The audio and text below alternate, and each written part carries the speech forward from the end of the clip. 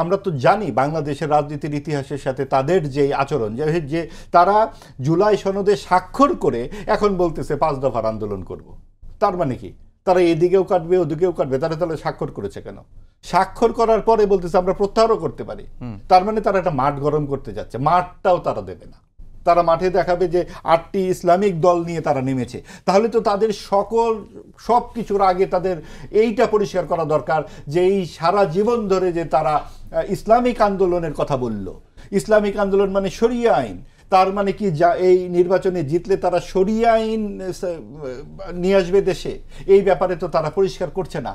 আজকে তারা 8টি দলের যে সমাবেশ করেছে, তারা বারবার বলছে যে আমরা এটা করবো ওটা করবো।